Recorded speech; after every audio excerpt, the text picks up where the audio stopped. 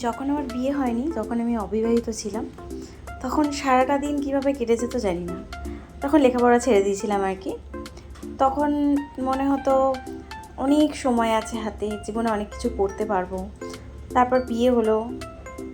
বিয়ে হওয়ার পরেও মানে বেশ একটা বছর ভালোই ছিলাম, মানে ঘুরেছি, বেরিয়েছি, আনন্দে কাটিয়েছি। তারপর ছেলে হলো। আস্তে আস্তে মানুষের জীবনে টাইম মানে সময় কমে আসে। তো আমারও তাই হয়েছে। মা হলাম, মা হয়ে ব্যস্ত হয়ে গেলাম। যখন ছেলে একটু বড় হয়ে গেল, হাঁটতে চলতে শিখলো, তখন ওর উপরে একটু মানে সময়টা বেশি দিতে হতো, কারণ ও এদিক সেদিক চলে যেত। তো ওর উপর সময়টা একটু বেশি দিতে হতো। আস্তে আস্তে ছেলে যখন একদম বড় হয়ে গেল, মানে এখনও একদম বড় হয়নি, ছেলের 12 বছর বয়স হবে, তো বেশ নিজের কাজটা নিজে করতে পারে। নিজে টিফিন করে, আমার ছেলে নিজে নিজে টিফিন করে খায়, আর নিজে স্নান করে বা যা কিছু করে নিজে নিজে। এখনও অনেক বাচ্চা আছে যাদের অনেক কিছু করে দিতে হয়, আর ও পরিস্থিতির শিকার। এখনও নিজে নিজেই সব করতে পারে, তো করতে হয় আর কি। আমি তো কাজের জন্য বেরিয়ে যাই। এখন এসে মনে হয় যে এখন আমার কিছুই হয়তো আর করা হবে না, কারণ সময় খুব কম। সময় আমি একদম পাই না, সারাদিনে ছেলেকে সময় দেওয়ার সময় পাই না। আর যদি ছেলেকে নিয়ে কোথাও ঘুরতে টুরতে যাই, ছেলেরও আর ভালো লাগে না। ও পড়াশোনা আর ঘরে থাকতে থাকতে এমনই হয়ে গিয়েছে, ও বাইরে না খুব একটা বেরোতে চায় না। ওই স্কুলে যায়, পড়তে যায়, ব্যাস, ড্রয়িংয়ে যায় আর কম্পিউটারে যায়, ওই অবধি। ছেলেরও খুব একটা ভালো লাগে না। তাই মানুষ যতদিন সময় পায় না, যখনই সময় পায়, বিশেষ করে আমাদের মতন মেয়েরা বা আমার বয়সী যারা আছে বা আমার থেকে কম বয়সী যারা আছে, বিশেষ করে মেয়েরা যখনই সময় পাবে বা যখনই সময় পায়, তাদের সময়টাকে উপভোগ করে নেওয়া উচিত। কারণ মানুষ সবসময় একই রকম থাকে না, সময়ও সবসময় থেমে থাকে না। যে সময়টা চলে যায় সেটা চলেই যায়, আর ফিরে আসে না কখনো। আগে আমি ভাবতাম, আগে অনেক কিছু করতাম, অনেক কিছু ভাবতাম।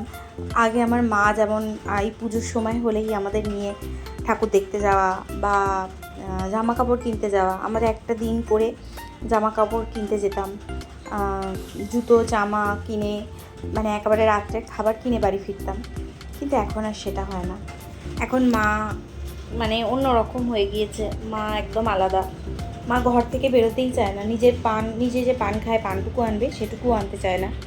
সেটাও আমাকে এনে দিতে হয়। আমি বিরক্ত হই, জানি এই দিনটা একদিন আমারও আসবে, আমার হয়তো কোনো দরকারি জিনিস আনতে আমি আর যেতে সাহস পাবো না।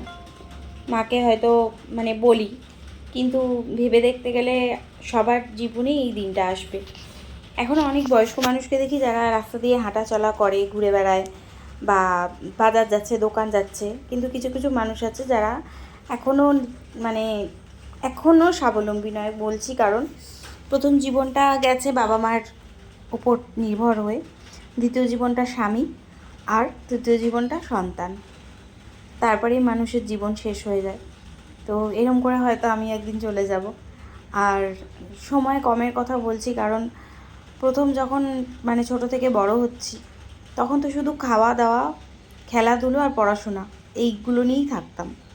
কিন্তু তারপর আস্তে আস্তে যখন বড় হচ্ছি, বড় হলাম, তখন সময়ের মানে দামটাকে বুঝতে শিখলাম। সময়কে দাম দেওয়া দরকার, কারণ একবার সময় চলে গেলে আর ফিরে আসে না।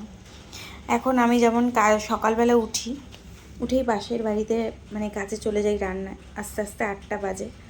ঘরের কিছুটা কাজ করে দিয়ে আবার এই জেঠিমার বাড়ি আসি, এখন যেখানে রান্না করছি, এখান থেকে সেরে যেতে যেতে 10:30 বাজে। ঘরে কোনো রকমে একটু কাজবাজ করি, করে আবার পাশের বাড়ি কাজে চলে যাই। তো বিকেলবেলা যেটুকু সময় পাই, এত ক্লান্ত লাগে শরীরটা যে মনে হয় না আর মানে কোথাও যাই বা কিছু করি বা কিছু ঘরে কিছু ভালো মন্দ বানাই। ছেলেকে অনেক কিছু বানিয়ে দেওয়ার ইচ্ছা হয়। সকালবেলা যখন ঘুম থেকে উঠি, যখন খুব এনার্জি থাকে, তখন মনে হয় না আজকে এটা বানাবোই। এই যেমন পুজো আসছে, পুজোর সময় আগে খুব মনে হতো, যে মনে হতো না, পুজোর সময় আগে বানাতামও, মানে এটা ওটা। বিজয়া দশমীতে যে নিমকি নাড়ু খাওয়া হয় বা নারকেলের সন্দেশ খাওয়া হয়, সেগুলো আগে মা বানিয়েছে। ছোলা ডালের বরফি আমিও বানিয়েছি, কিন্তু এখন সময়ের অভাবে আমি কিচ্ছু করে উঠতে পারি না। তো আর কি বলবো, কিছু করার তো নেই, সময়ের অভাব এখন বড়ই। জেঠিমাদের বাড়ি রান্না করতে চলে এসেছি রোজকার মতোই। আর এসে অনেক কিছু ভাবছি। সকালবেলা উঠে তাড়াহুড়ো করে অনেক কাজ সেরে আসতে হয়। যেমন ঘরে মা বাসনটা মেজে নেয়, আর ঘরদোর মোছা রান্না করা সবই আমাকে করতে হয়। মাকে গ্যাসের ধারে যেতে দিই না, কারণ মার একটু ভুলে যাওয়ার রোগ আছে। আর মা মানে সব কিছুই মানে ভুলে যায়, আর গ্যাস ট্যাস বন্ধ করতেও ভুলে যায়। ওই জন্য মাকে গ্যাসের কোনো কাজ আমি করতে দিই না।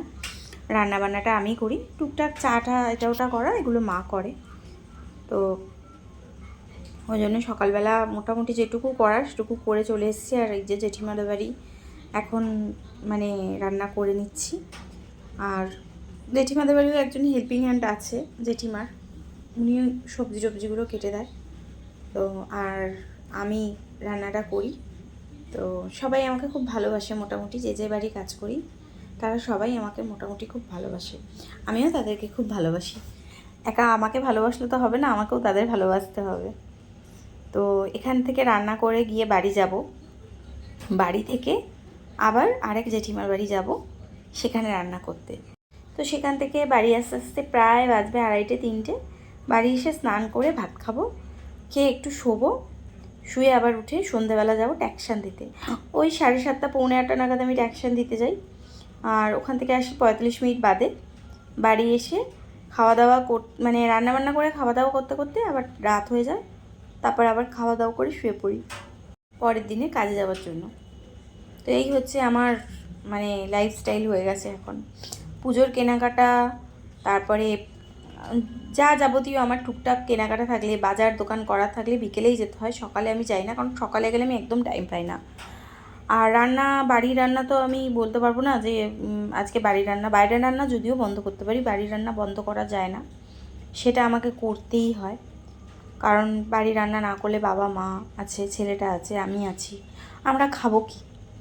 ওই জন্য বাড়ির রান্না আমাকে বজায় রাখতেই হবে, রান্না করতেই হবে, কিছু করার নেই। তো ছেলে যেদিন স্কুল যায় সেদিন তাড়াতাড়ি করে কিছু করে দিয়ে আসি, ভাত তরকারি। আর টিফিন ও রোজই কিনে নিয়ে যায়, কারণ ওকে টিফিন আর আমার বানিয়ে দেওয়ার মতন মানে টাইম হয় না। আমি ওই টিফিন কিনে দিই। সবাই ও বলে কিন্তু রোজ এসে, মা স্কুলে সব বাচ্চারা চাউমিন নিয়ে যায়, স্যান্ডউইচ নিয়ে যায়, মা তুমি আমাকে একটু বানিয়ে দিতে পারো না? কিন্তু আমার সত্যি কথা আমার হয়ে ওঠে না। আর এদিকে টিফিন বানাতে গেলে ওদিকে আমার হবে না, ওই জন্য আমি পারি না বানাতে। কি করব, সব দিক বজায় রাখলে তো হয় না, যে কোনো একটা দিক ছেড়ে দিতে হয়। তো ছেড়ে দিইনি, মাঝে মাঝে করে দিই ওকে। বিকেলের দিকে হয়তো একটু ভালো মন্দ কিছু বানিয়ে দিলাম, ও খায়। আর সকালের দিকে আমার সত্যি হয়ে ওঠে না, কারণ এই এতগুলো বাড়ি সামলানো, তারপর নিজের বাড়ি সামলানো আর হয়ে ওঠে না। তো এই যে রান্না করে নিচ্ছি জেঠিমার বাড়িতে। আর জেঠিমার বাড়ি থেকে গিয়ে ও তখন গাড়িতে ওঠে, স্কুল গাড়িতে। আর আমার ছেলের একটা স্বভাব কী বলুন তো, স্কুল গাড়ির কাকু যেহেতু ওকে খুব বকাবকি করে একটু দেরি হলে, ওই জন্য ও তাড়াতাড়ি করে এসে দাঁড়িয়ে থাকে। মানে কাকু 8 ঘন্টা বাদে আসুক, কিন্তু আমি 10 মিনিটও দেরি করতে পারবো না, এরকম ব্যাপার হয় ওর। তো তার জন্যই আর কি ইয়ে করি, গিয়ে আমি ওর সাথে দাঁড়াই। আর একদিন তো মানে যেখানে দাঁড়িয়ে থাকে পাশের বাড়ির বৌদি বলে, তোর ছেলে 10টা থেকে এসে দাঁড়িয়ে আছে, আর গাড়ি আসে 10টা 40, মানে 40 মিনিট আমার ছেলেটা ঠায় রোদ্দুরে দাঁড়িয়ে থাকে, শুধুমাত্র বকা খাওয়ার কারণে। মানে বকা খাবে না বলে ওই সে দাঁড়িয়ে থাকে। কিন্তু কি করব, আমার কিচ্ছু করার নেই, আমি অসহায় মা, আমার কিচ্ছু করার নেই। তো জেঠিমার বাড়ি থেকে বাড়ি এসে একটু শুয়েছিলাম, মানে পরে যে জেঠিমার বাড়ি যাই, খাওয়া দাওয়া করে সন্ধে হয়ে গেছে। আর ওটা কিন্তু চাঁদ না, ওটা কিন্তু একটা তারাটা জলজল করছে, ওই জন্য ভিডিওটা করছিলাম। তো ছেলে গিয়েছিল ড্রয়িং ক্লাসে, ছেলেকে আনতে যাচ্ছি। এই যে আমাদের এখানকার মা জগদ্ধাত্রী। তো আর কি বলবো, টাটা, গুড নাইট, সবাই ভালো থাকবেন, সুস্থ থাকবেন, সাবধানে থাকবেন, টাটা।